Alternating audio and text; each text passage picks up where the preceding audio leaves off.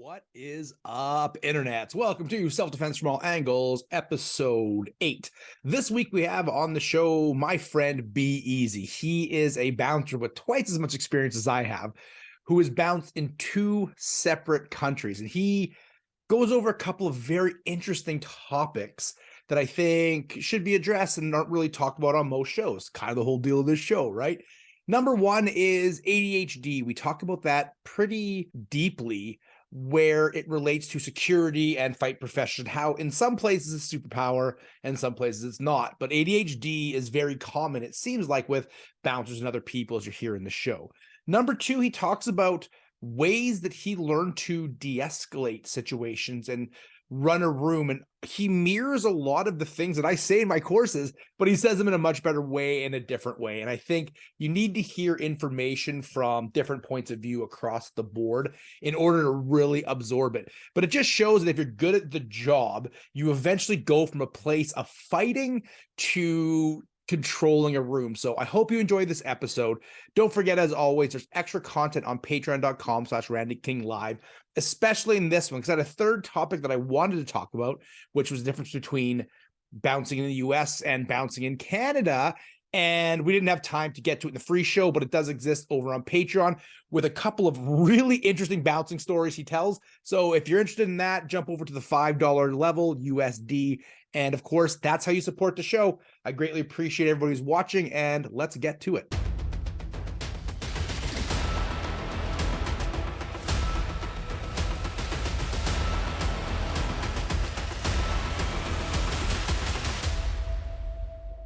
What is up, internets? Welcome to Self-Defense from All Angles. We have a great guest on the show, a friend of mine, actually, who I've actually met in person, which isn't always the case on this show.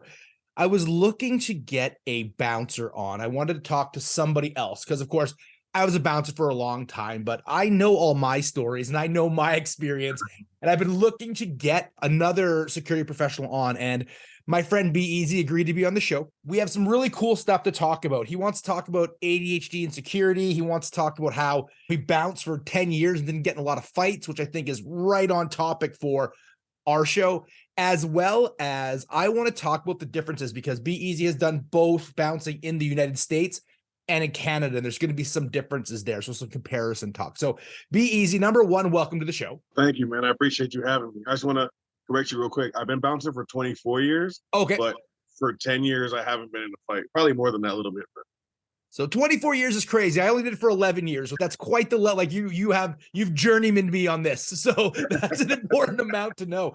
Beazy, why don't you tell the listeners like that a little bit more about yourself? Yeah, man. I started bouncing. I used to live in Florida, and I started bouncing. Honestly, man, like I'm a Canadian citizen. I couldn't really work legally under the table. kind of worked out for me. And yeah, man, I did that for a bunch of years. I'm 6'4", 300 pounds. So that helped. Yeah.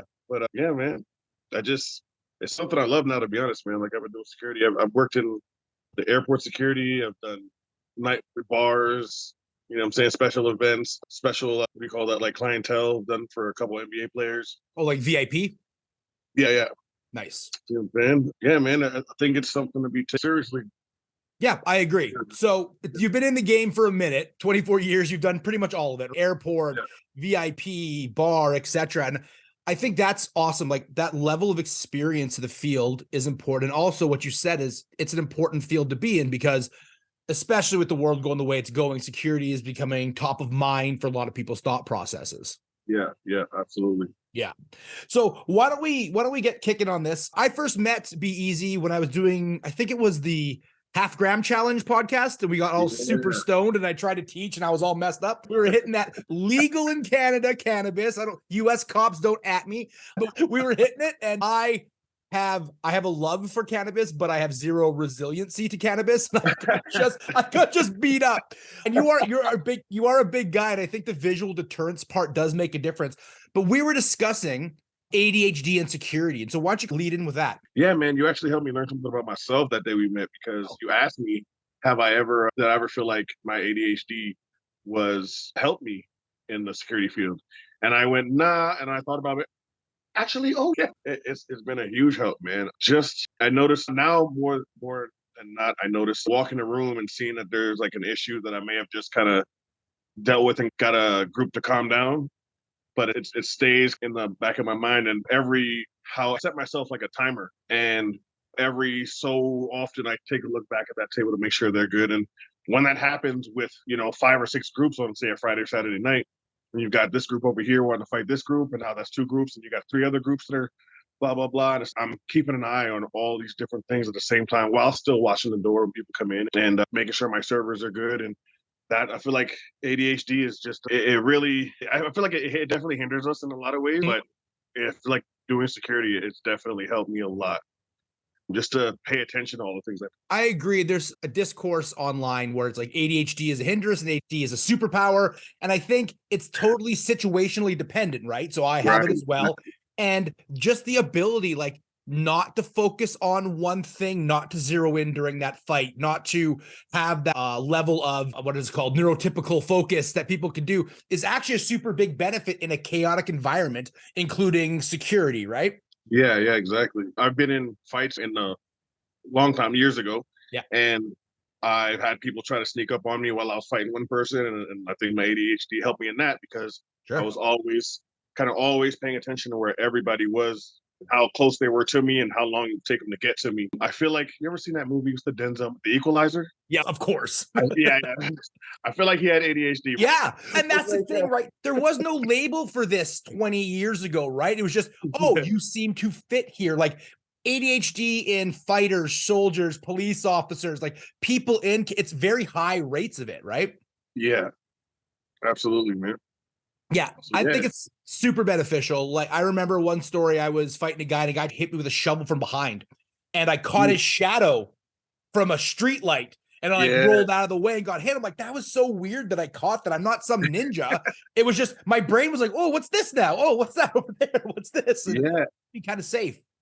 And I think that the more you do stuff like that, the better you get at it. I remember when I was a kid watching, I want to say Dr. J, some basketball player, watching a video on them talking about, they used to, when they walked down the streets as a kid, they would read the signs in the stores from their peripheral. And that way that could help them for when they got older playing basketball. Yeah. And I started doing it as a kid, and I noticed that stuff a lot now. I use that every day. Shadows, reflections in people's cars or the windows. Like, you use all that stuff in security. And I have people all the time like, how did you know? How did you know I was there? I just knew. Exactly. Your brain's constantly tracking. And I think this is like an interesting discussion, because everything you just said, when my daughter was younger, when I first started the business, I couldn't afford a vehicle. So we would take the LRT in Edmonton to places. And before it was like a chaos zone like it is now, when it was safe to take it. And we would do that. I'm like, hey, Jasmine, how many people are in here, but don't turn your head? So she would use reflections and shadows, etc. Right? These are things that I just did because I was bored.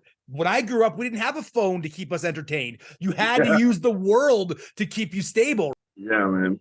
It's crazy how different things are now, but yeah.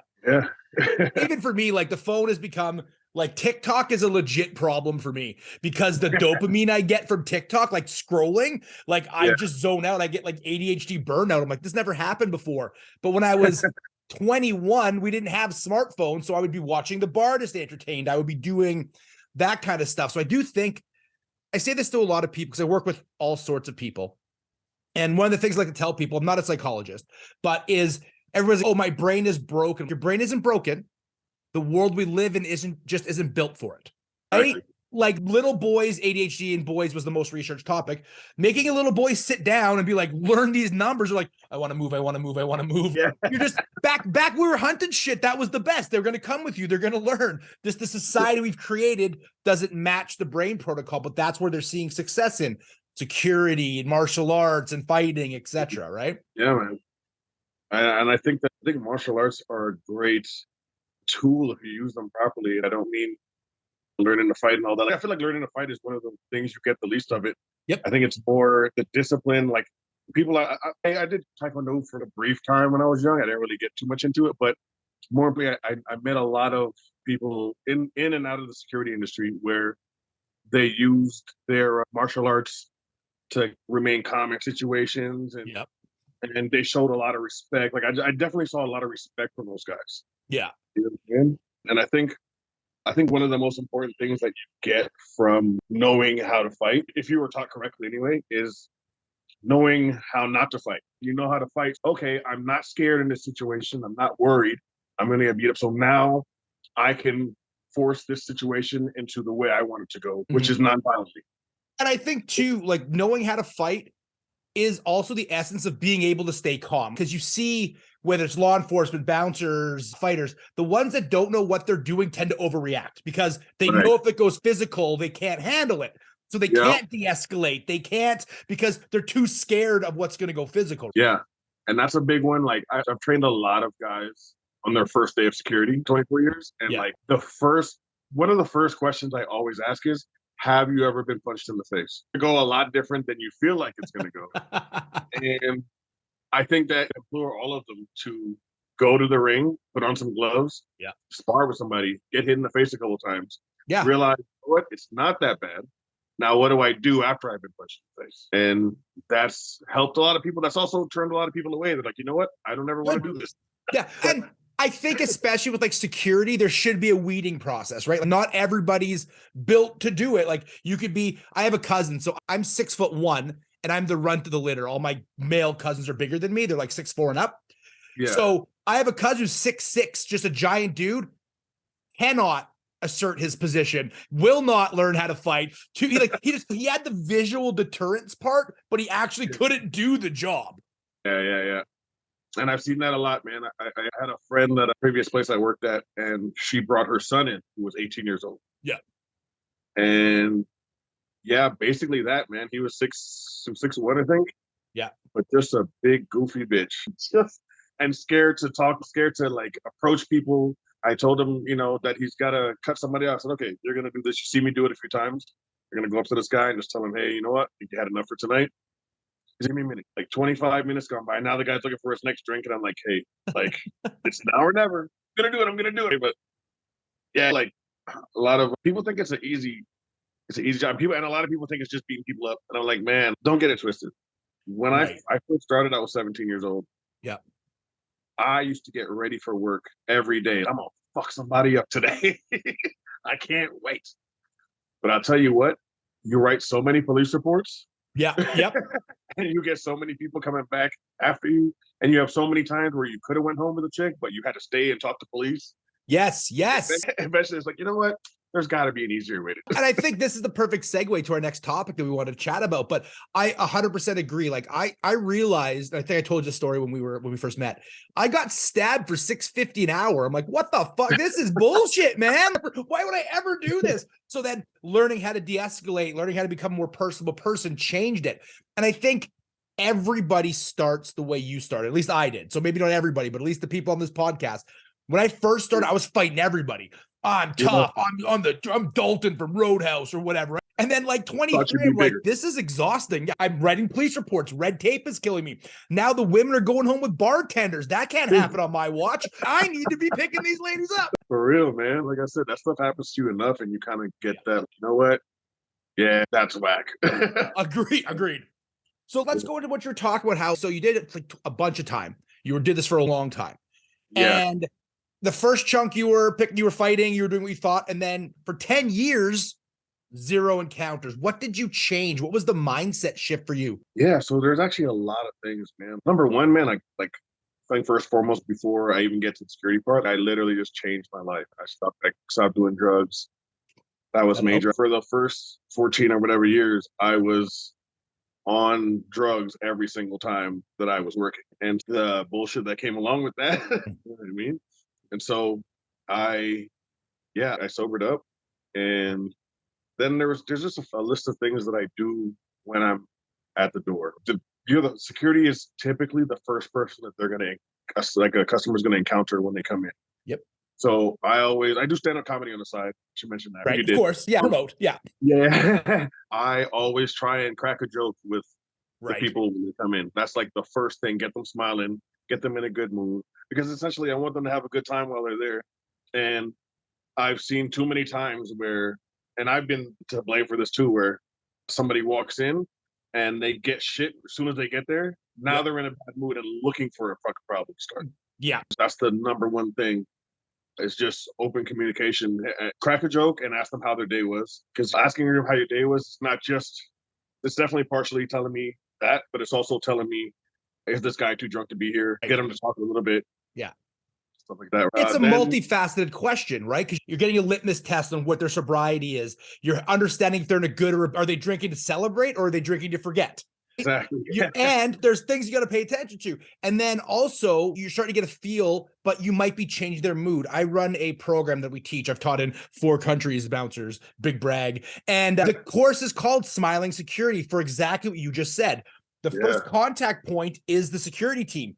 And I remember like very vividly walking into a fight.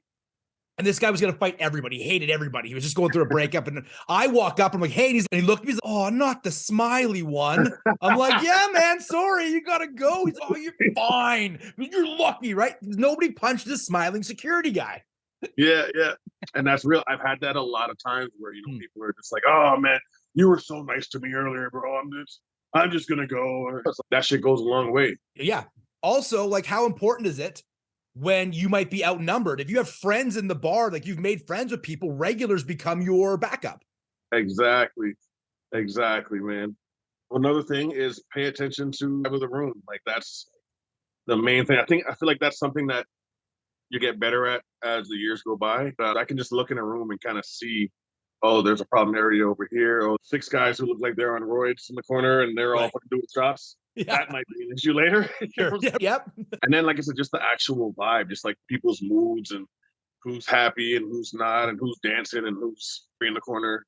Kind of pay attention to that always. Check those areas. I get ahead of things. That's the main one. When I find that the vibe is not good, I'm gonna go over and not really be annoying, but just kind of, hey, is everything all right over there? Can I help you guys with anything? Maybe crack another joke. Like just kind of trying to get the juices flowing.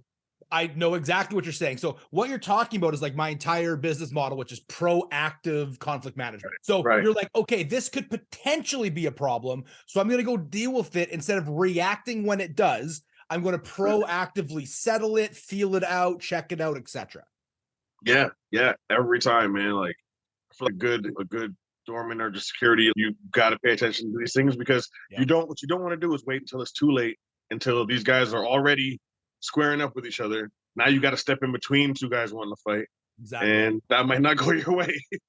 And you never know, right? Because you might walk in thinking when it's already going, you might walk in and be like, hey, I'm going to grab this guy. They're like, that's my brother. Then the whole crowd turns on you. And you're like, I thought I was breaking up a fight and now everybody's against me. What the fuck?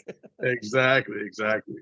And I'll be real. One of my favorite things to use that it works almost every time with the drunks anyway, it always works. Which is, man, all this pussy in here, you guys are trying to hug each other. All these girls around here.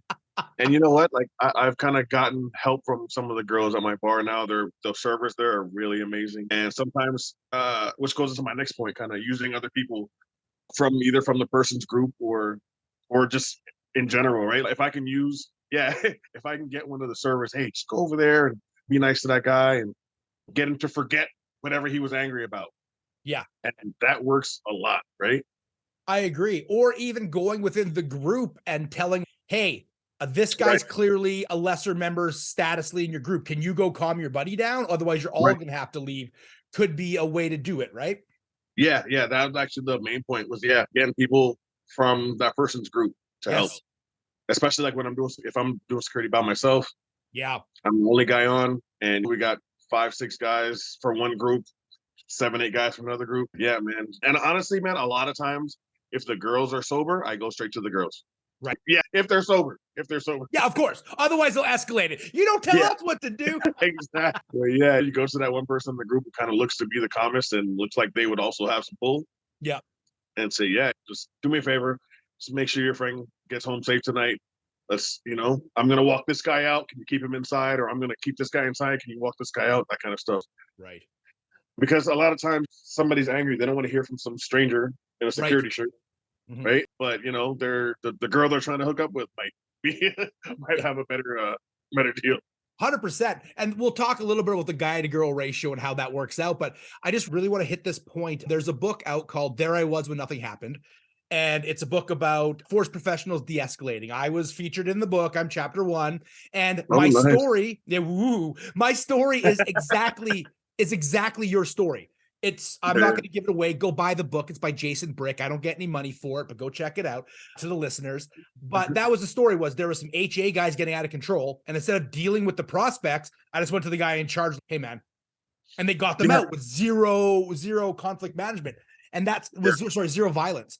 That's the thing that people forget. And you've already said it, but I really want the listeners to hear it, is bouncing is not about fighting. Bouncing is about keeping the vibe of the room at one level the owners want and ejecting people. You don't have to fight to make those things happen. Yeah, exactly, man. I think that the number one thing, it should have been at the top of my list, but I'm saying it last, but it's definitely the most important. Be respectful, because I've had so many situations. I did security at a mall once, and their biggest issue at the mall was the teenagers from school and stuff like that coming after school and smoking weed on the property and that kind of stuff. And I went up to these kids and they started to run from me. I said, hey guys, come here, look. I said, I don't give a fuck what you do with your life. You want to smoke weed? I'm like, there's a park across the street. Nobody's going to bother you at. You can go over there, smoke weed, come back over here when you're done. And I literally can't say shit to you. And my boss is happy. Yeah. And the kids were like, you know what? Thank you, man, because these guys have been just trying to run us out and trying to scare us and trying to disrespect us for years. And yeah, that's cool with me, man. And you know what? Every time there was an issue afterwards, those kids all respected me. If I came out, okay, guys, he's here, we got to go. Let's leave. Right. And that works for adults too, or anybody. Like, just the majority of drunks that I deal with at the bar, let's just put it right out there, they just want to be respected. Like, they don't want somebody to come get the fuck yelling in their face. I just come up and say, look, man. Yeah. I think that's enough for tonight. You know what I'm saying? We had a little too much fun. I think, and you nailed it. I'm just going to keep pointing stuff out. You could easily teach the class that I teach, because you're saying all the same stuff that I say. Two things in there. Number one is you did the respecting, right? Hey, like, I don't want to get in your face. It's just my job. And then you did what we call an upper management close, which is my boss makes me do this. I'm just like you. But if I have this boss, and everybody has a boss they got to deal with, so you start to manage the conflict and get on the same level. Exactly. A big one for that, I think, is like in Alberta, maybe in Canada, I don't know. You're not allowed to wear like gang colors in right. Yeah, it's pretty common. And I think that's a stupid rule. Interesting. Go on. And I'm very vocal about that. Whenever I have to tell somebody, hey, I'm sorry, you can't wear that in here. I think the rule's stupid, but like, it is the law, and I'm here my boss hired me to make sure that stuff like that doesn't happen. Yeah. And I don't really get the flack that I used to get when I just went, hey, you can't wear that. Right. I don't know. I don't.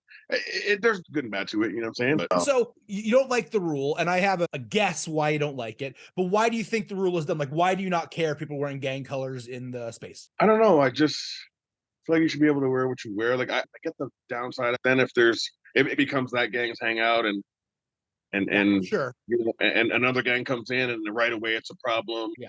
I think like the me on the street doesn't agree with it, but like me doing security definitely agrees. And I get that. Like, it's freedom of expression versus security, which is like a constant battle. I'm of the same thought process as you. There are more negatives than positives, but one of the positives of allowing them to wear what they want to wear is now as security, I know who those people are. Exactly. If I'm ejecting somebody and their blue is the color they're wearing, I can look around and see where their potential backup is immediately because all the tigers are wearing their stripes. I can identify that shit immediately. Exactly, man. And like we established earlier, we both pay attention. You know what I'm saying? So that's something that we definitely would have seen beforehand. Yeah. When I teach threat assessment and situational awareness, I just tell people it's just pattern recognition, right? Okay, I walk into a bar at 8:00. The bar is all women, so probably no fights because there's enough women to men. Nobody's fighting, right? They're all trying to get fucked. But then if I like leave, do some shots, come back, and it's all dudes, I'm like, uh-oh, right? That's a pattern change, right? Yeah. I remember there was this event here in Edmonton called the I Wanna Lay You Luau, and the Bear did it. The first year I went, I got to go, and it was like 3-to-1 women to men. The place was nuts. Everybody's in bikinis. It was awesome. The second year, 3-to-1 dudes, because every dude heard all the women went there. So all guys, the whole event up for everybody. Yeah. Dudes, you know how dudes get. So I think learning threat assessment is learning pattern recognition and then identifying those shifts which help keep you safe. And our brains with ADHD do that naturally. They're always searching for patterns. It's something I don't have to teach. It's something I can point out. Yeah, yeah. And it's funny, man. I feel like with the ADHD brain, I don't even notice a lot of the times that I'm doing these things. Yeah. A lot of times I have to get pointed out to me. And I'm like, oh, yeah, I did do that. There's a whole talk on how like being good at something is different than coaching something, because being good, you don't have to pay attention. You can just be good at it. When you coach it, you have to break it down. How did I do this? Right. It's why the most Canadian reference possible. Wayne Gretzky was a great player, but was crappy as the coach for the Coyotes. Like they're just different skill sets. Yeah. And what works for All you, right, Beazy, that's going to be the end of the free show. We're not done talking. We're going to jump over to Patreon. I still want to hear your story, and I still want to talk about US versus Canadian bouncing. But we're at the time for the show, and I've been doing lots of two-parters, and people, I don't think they like two-parters. If you want more from Beazy, which he's going to do a promotion train here in a second, but the rest of this conversation will be on my Patreon, patreon.com/RandyKingLive at the $5 level. Beazy, buddy. Why don't you promote whatever you want to promote, your stand-up, et cetera, Instagram, yada, yada. To be honest, man, I'm not doing much right now. My Instagram's at BeazyBuds. Yep. But if I can promote anybody, I got to give a shout out to my man Sterling Scott. Sterling. Yeah, follow him at Sterling's Jokes. He's hilarious. He does shows on the regular. He will be coming to your city. Yeah, man, I just got to shout him out because he's just the most genius comic I've ever met in my life, and he's doing big things. I agree. I was literally just talking to him before the show. I was checking in on him, seeing how he's doing. He's at a festival right now, I guess. But he has to be like, get onto Sterling stuff now, because he has to be at that breakwater point where he's just going to blow up soon. Like he's so close. That precipice is like becoming the next, not Kevin Hart style, but Kevin Hart level of fame. I really do think he's going to get there. Exactly, man. And it's going to be amazing. I agree. And hope you don't act like you don't know us anymore. Yeah, that's why I told him, like, you better not freaking ditch my calls when you're super famous. If you guys want, Sterling Scott has been on the show before, not this show, but a couple others. So scroll back through the channel, wherever you're listening to this. And of course, if you want to hire me for any of my services, randykinglive.com has all the information. We're going to jump over to Patreon right now. Thank you so much for listening to the free episode of Self-Defense from All Angles. Share this, like this, hit all of the buttons. Every button you can hit it. I don't even care if it's a dislike. The algorithm likes attention. So the more people that share this, the better the show's going to be. Be easy. Thanks, buddy. And we'll talk to you all next week. Thanks, you brother.